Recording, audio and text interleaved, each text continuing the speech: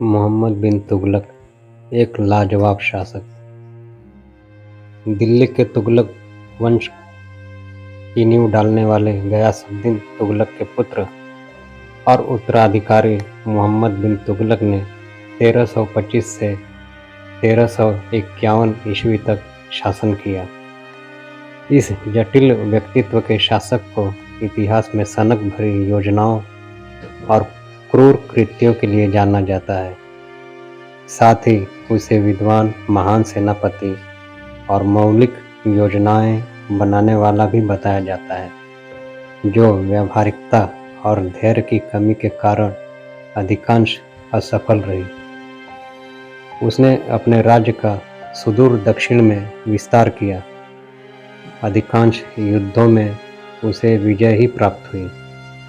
उसने राजस्व के कागज पत्र ठीक कराए, स्थान स्थान पर अस्पताल खोले। इब्न बतूता जैसे विदेशी विद्वान को दिल्ली का काजी बनाया। पर राज्य के विस्तार के साथ कठिनाइयां भी बढ़ती गई। देवगिरी के राज्य के मध्य में होने के कारण तुगलक ने 1327 ईस्वी में राजधानी दिल्ली से हटाकर वहां ले जाने का आदेश दिया और देवगिरी का नाम बदलकर दौलताबाद कर दिया। उसने राज्य कर्मचारियों के साथ साथ दिल्ली के नागरिकों को भी वहां जाने के लिए विवश किया। उसका विचार था कि देवगिरी में बड़े बड़े सरकारी कर्मचारियों के बसने से वह स्थान इस्लामी सभ्यता का केंद्र बन जाएगा और इससे दक्षिण पर नियंत्रण रखने में सफलता मिलेगी। किंतु इस पर अपार धन व्यय करने के बाद भी उसकी योजना सफल नहीं हुई और 8 वर्ष बाद उसे अपनी यह भूल सुधारनी पड़ी। लेकिन इस राजधानी परिवर्तन का एक दूरगामी परिणाम यह भी हुआ।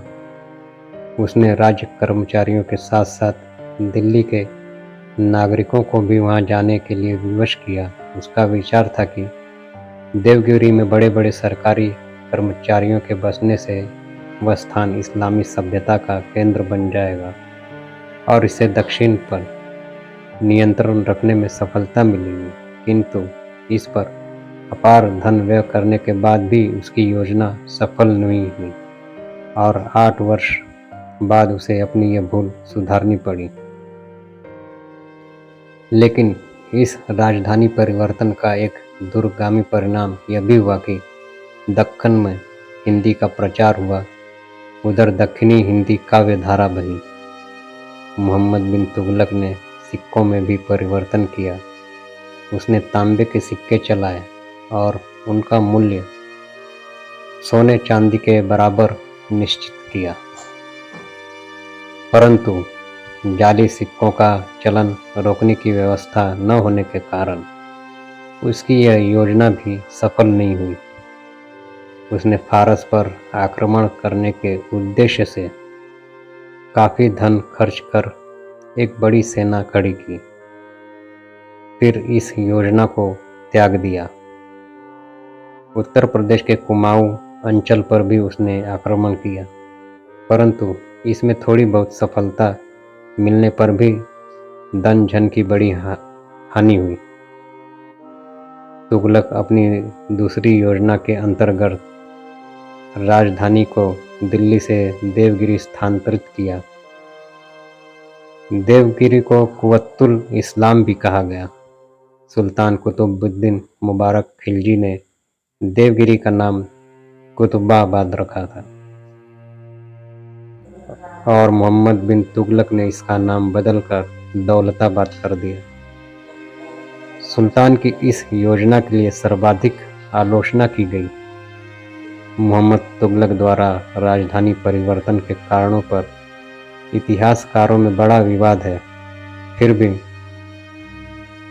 निष्कर्ष यह निकलता है, कहा जाता है कि देवगिरी का दिल्ली सल्तनत के मध्य स्थित होना, मंगोल आक्रमणकारियों के भय से सुरक्षित रहना, दक्षिण भारत की संपन्नता की ओर खिंचाव आदि ऐसे कारण थे जिनके कारण सुल्तान ने राजधानी परिवर्तित करने की बात सोची।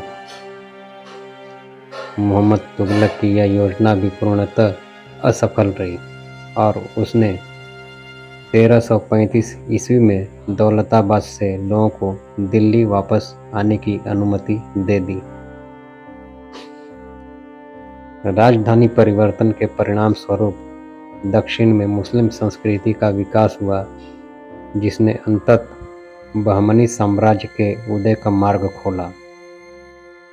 इसके अलावा मोहम्मद बिन तुगलक का एक और बेहद चर्चित फैसला था। रातों रात चांदी के सिक्कों की जगह तांबे के सिक्के चलवाना। उसने तांबे के जो सिक्के चलवाए वे अच्छे स्तर के नहीं थे और लोगों ने उनकी नकल करते हुए उन्हें घरों में ही ढालना शुरू कर दिया तथा उन्हीं से जजिया कर अदा करने लगे।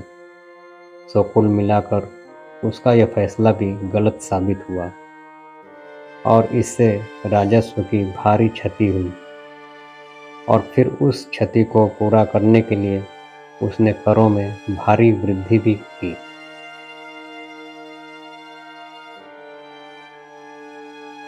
मोहम्मद बिन तुगलक वह प्रथम सुल्तान था जिसने उत्तर और दक्षिण भारत के दूरस्थ क्षेत्रों में राजनीतिक एकता कायम कर प्रत्यक्ष शासन किया, प्रशासन में नवीन योजनाओं का सूत्रपात किया।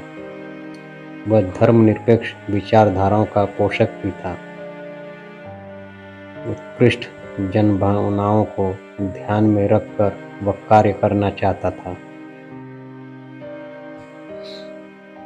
विद्वान और विद्यानुरागी होने के कारण वह विद्वानों का संरक्षक भी था, दानी और न्यायप्रिय था। उसकी योजनाओं की नवीन व्याख्याओं और खोजों को ध्यान में रखकर यदि उसके कार्यों का मूल्यांकन किया जाए तो वह एक बहुमुखी प्रतिभा संपन्न सम्राट था, किंतु दुर्भाग्यवश जनता की अशिक्षा, अयोग्य कर्मचारी, प्रतिकूल स्थितियां, आकस्मिक दैवीय प्रकोपों के कारण उसकी योजनाएं विफल रही।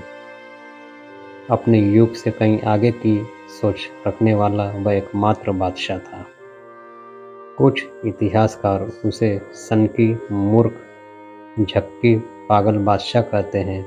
यह सर्वथा गलत है।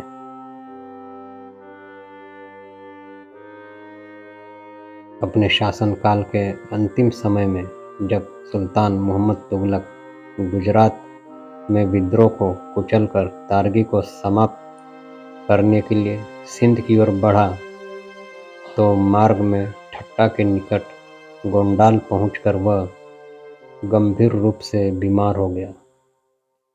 यहाँ पर सुल्तान की 20 मार्च 1351 को मृत्यु हो गई। मध्य युग में राजमुकुट धारण करने वालों में मोहम्मद बिन तुगलक निस्संदेह योग्य व्यक्ति था। वह दानवीर, धर्मनिरपेक्ष, अच्छा वक्ता एवं कुशल प्रशासक व शासक था। उसे झक्की, मूर्ख, पागल कहने वाले कुछ इतिहासकारों ने अपना नाम दर्ज कराने के लिए कुछ न कुछ तो कहना ही था। साथियों, वाकई मोहम्मद बिन तुगलक का जीवन संघर्षपूर्ण और लाजवाब रहा।